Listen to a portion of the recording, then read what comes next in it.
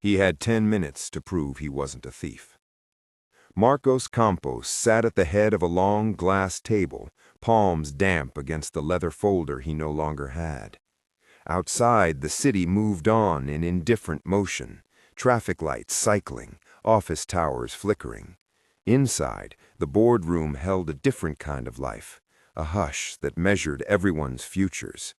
Investors checked watches, lawyers tapped phones, a projector hummed. In 50 floors of polished concrete and quiet anger, a single missing object could mean the end. The missing object was a leather briefcase, the one thing that carried originals, signatures, invoices, delivery receipts, the physical paper trail that could untangle months of accusation and clear his name. Not emails, not scanned copies, originals. Marcos had always believed in the weight of paper. Now the weight pressed on him. He had built an empire in concrete and scaffolding and promises kept to city councils. He had a reputation for getting things done, for delivering buildings on time, for meeting the kind of deadlines that made his investors trust him. He had also built a life where trust took the form of ironclad contracts and layered defenses. Pride had its own ledgers. Panic arrived like a chill. He forced himself to breathe into a rhythm he'd taught others to keep under pressure, but the rhythm loosened. The faces around the table sharpened into lines of expectation. 10 minutes, the senior partner said, without looking at him. 10 minutes to produce what proves you didn't siphon funds. 10 minutes to show the judge and the shareholders that everything was accounted for. Marcos fumbled for explanations. He pictured how headlines would read. He imagined the litigation, the months of clawing reputation back from mud. He imagined hearing the word bankruptcy in a voice that belonged to someone else. Then the door opened. She was small enough to be almost overlooked, barefoot, a dress that had seen too much sun. Dust lay in her hair like a halo. In her tiny hands she carried the briefcase, the leather worn along its edges, the brass clasp catching the boardroom light. She stepped inside as if this were an ordinary place to be, as if rooms full of important men and women were not fortresses. For a moment no one moved. Then one of the junior associates, more startled than polite, said, "Can I help you?" The girl looked at him, then at Marcos. Her dark eyes were clear. She walked straight to the table and set the briefcase down as if it belonged there. Marcos had the absurd and immediate thought that he should be the one to take it, that someone more suited should reach. The scene did not compute. Instead, he found himself standing before her, closer than air and distance had any right to let him be. He looked at the briefcase and then at the girl, and the briefcase became a hinge in his chest. She spoke very simply.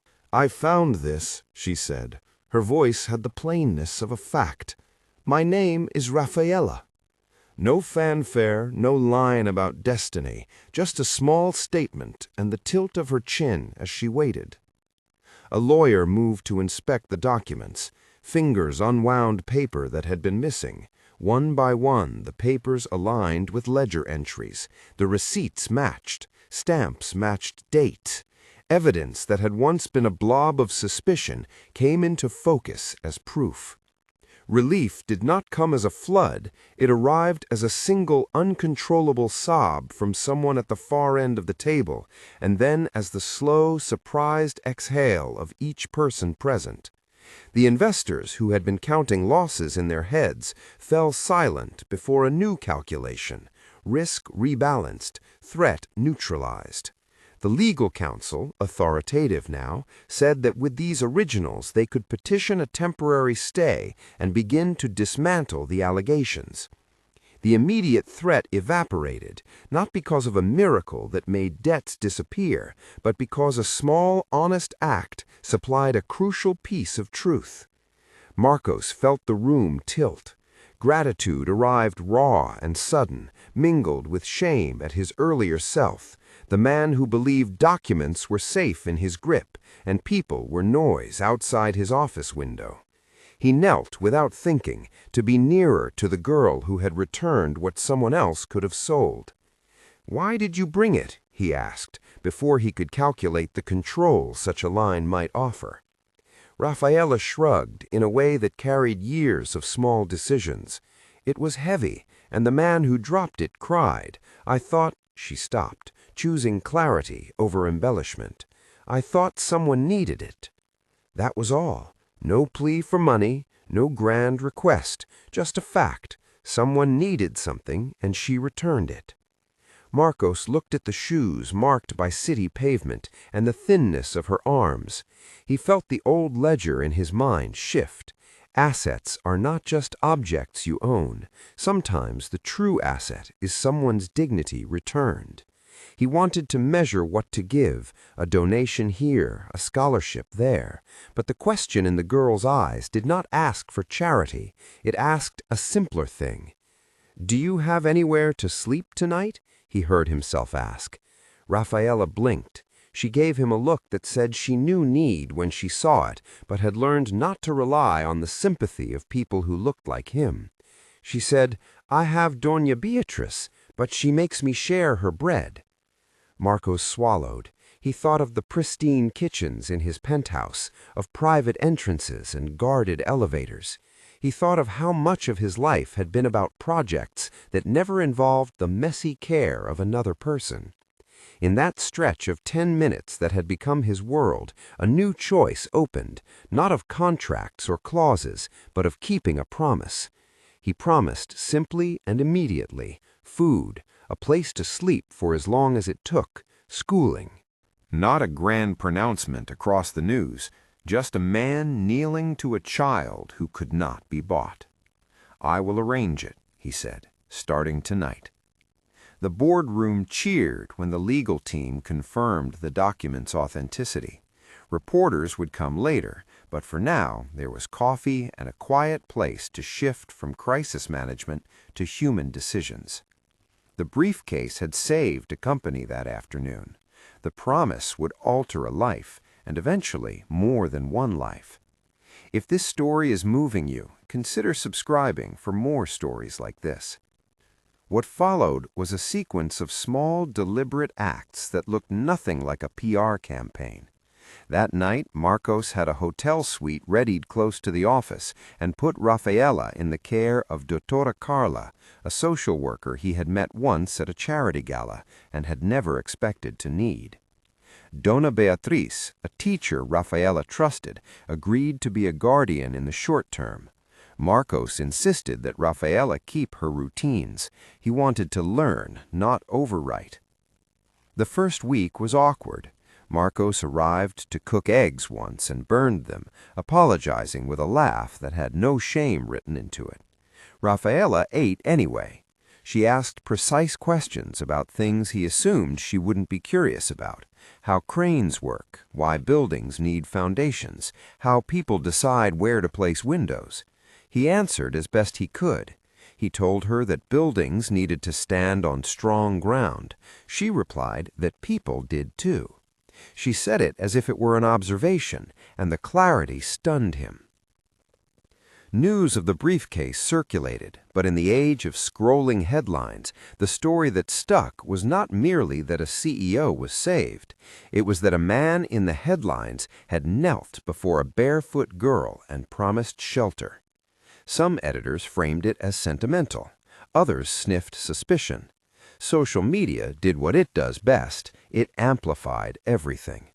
But in the weeks after the courtroom documents were filed, an odd thing happened. Sympathy clustered not only around Marcos, but around the girl who had returned what others had lost. Marcos kept his promises. He funded classes, got Rafaela shoes, arranged for a tutor, and supported Dona Beatriz and Doutora Carla to advise a more stable placement. But something else happened that he had not planned in any spreadsheet. The act of keeping his word rewired him. He found mornings less tolerable when he was late to school run, and meetings began to make less absolute claims on his attention. He started to ask whether projects could be measured not only by margins, but by the dignity they left in a neighborhood once the cranes moved on. That shift did not go unnoticed. Roberto Montes, an old rival who had never forgiven Marcos for winning bids that otherwise might have favored him, watched the shift with a calculating gaze. He had been waiting for a misstep, a headline he could twist, an allegation to magnify.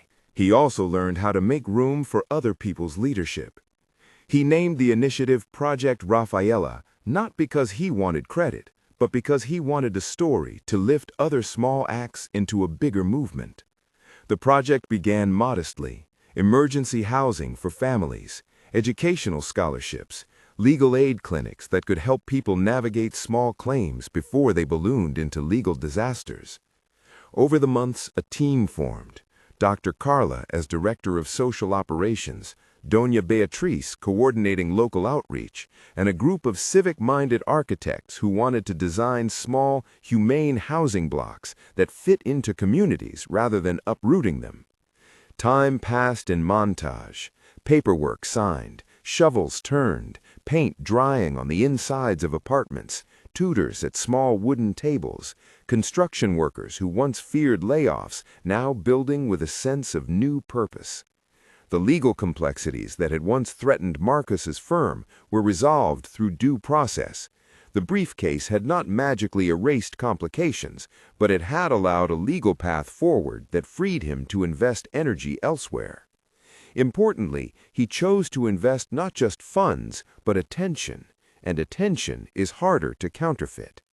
Roberto's schemes shrank back in the face of transparency and public scrutiny.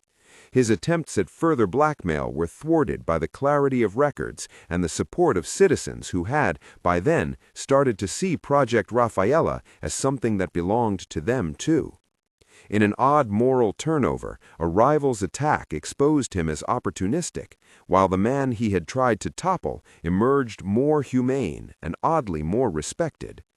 Rafaela grew inside this new world with the slow, steady curiosity of a child whose questions are answered with more than platitudes. She learned to read contracts and then to read people. She learned that being rescued was not the end of a story, but a beginning that required choices. She wanted to know why people were poor, why buildings sometimes tossed families aside in the name of progress, and why some promises were empty while others were kept. Years blurred in scenes: Rafaela at a desk with textbooks, Rafaela climbing a scaffold as a symbolic workshop for young architects, Rafaela speaking to a crowd with a voice that had lost none of its directness. Marcos watched her and remembered the afternoon she walked into a boardroom and shifted everything. He had more money than most could imagine, but what surprised him was how poor he had been in ways that money could not touch. Deprived of an everyday intimacy with other people's lives, unfamiliar with the patient work of trust. Project Rafaela, which began as quiet obligation, grew into a mission: build homes that remember the people who live inside them, build schools that teach more than tests, build future leaders from places other systems had ignored. The model they created was careful, pragmatic, and replicable. They launched pilot neighborhoods where developers and residents co-designed spaces. They set up financial literacy workshops. They created mentorship programs linking seasoned tradespeople with young apprentices. They measured outcomes not only in roofs and classrooms, but in diminished eviction rates, increased graduation rates, and, just as importantly, in stories. A mother who could sleep through the night, a child who stopped collecting recyclables and started bringing home a report card. Numbers were part of the narrative, but not the whole story. When asked how many families had been housed, Marcos would reply with a number and then tell the story of a woman named Lucia who had started a bakery after learning how a microloan sequence worked, or the teacher who redesigned a curriculum to include local history so children could see themselves in the pages. Those stories multiplied the project's reach. They attracted funding and policy interest, but Project Rafaela refused simple metrics as the final proof of impact. And Rafaela? She kept asking questions. She became the living reminder that dignity is constructed in the day-to-day decisions people make about one another. She also became a leader, practical, direct, and sometimes infuriatingly uncompromising in ways that reminded Marcos that inheriting privilege is not the same as earning responsibility. The climax of their shared work came on a warm afternoon years later when Rafaela stood on a modest stage in a packed community hall. She had grown from a barefoot child into a woman whose bearing reflected both a hard-won self-respect and the simplicity of the truths she'd always voiced. She spoke about the briefcase, yes, but she spoke more about the thousand small choices that followed. She talked about the neighbor who passed along a toolbox, the teacher who stayed an extra hour, the young man who refused to take bribe money for a permit, the volunteer who taught a trade. For me, she said, the briefcase was never only an object, it was a chance. The promise was a map, and the map needs people to read it together. People in the hall wept, applauded, laughed. Marcos sat in the front row with his hands folded, his face older in ways that nothing could have prepared him for, and softer in ways that gravity alone could not explain. When Rafaela finished, she looked for him and crossed the stage to hug him in a way that made the cameras flare and made even the journalists put down their pens. "The world is still messy," she said later in a quieter moment to him, "but I learned how to build with others." "And you taught me how to listen," Marcos said. Their partnership evolved in direction more than structure. The company Marcos led began to change its bidding practices. It began to take seriously questions about displacement, to design units that kept communities intact, to work with local organizations rather than parachute in and pattern neighborhoods in their image. It was a slow, sometimes painful shift. Contracts resisted new ideas. Stakeholders grumbled. But the shift persisted because it was rooted in the small pledge Marcos had made on a tense afternoon. Legacy is a word that flattens time. The true measure of what happened could not be summed in a plaque or a financial report. Years later, when Rafaela graduated from a university program that combined urban planning and social policy, she walked across a small stage and dedicated her thesis to the person who learned to kneel. The audience, a mix of friends, community members, former skeptics, and people who had simply watched an improbable story unfold, rose as one. The applause was not for a man's bank account, nor for the fortune he had once commanded. It was for choices, for a lifetime of small commitments added together. Marcos and Rafaela kept building. They built homes, programs, and, crucially, models that others could replicate without Marcos's capital. That was the test. Could the work survive beyond the founder? Could dignity be institutionalized without becoming a bureaucratic ritual? They worked at it with the same stubborn pragmatism that had once kept Marcos up at night worrying about balance sheets. But now the nights were different. They carried the quiet contentment of someone who had learned that wealth is a tool, not a destination. In the end, the story that began with a leather briefcase and a 10-minute boardroom crisis became a larger narrative about responsibility. It never claimed to be a cure-all. Many problems persisted. Structural injustice did not vanish because one man kept a promise. Yet the ripple effect was undeniable. Children who might have slipped through the cracks found tutors. Families kept their homes. Apprenticeships turned into careers. On a quiet evening years after the boardroom, Marcos and Rafaela sat on the rooftop of one of the new projects, looking over a neighborhood that hummed with ordinary human life. Shopkeepers closing up, a group of teenagers arguing about a soccer game, a neighbor teaching a child to carry a bucket of water. Rafaela pointed to a cluster of low buildings whose facades were painted in soft pastels. "You imagined this?" she asked. "I helped imagine it," Marcos corrected. "Mostly I learned from everyone else."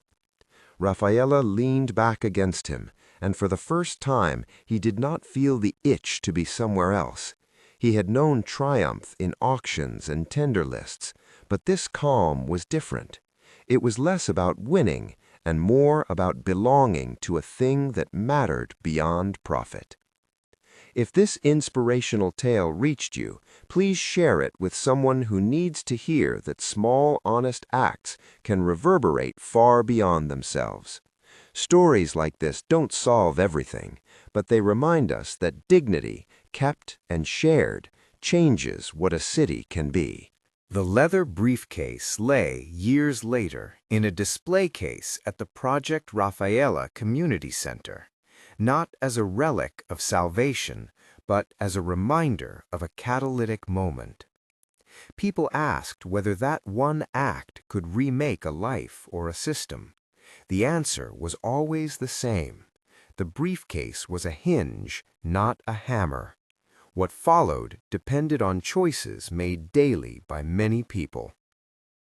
On the last page of the center's small brochure, beneath photos of families and construction sites and graduation caps, there was a line that read simply, "True success measures what money cannot buy."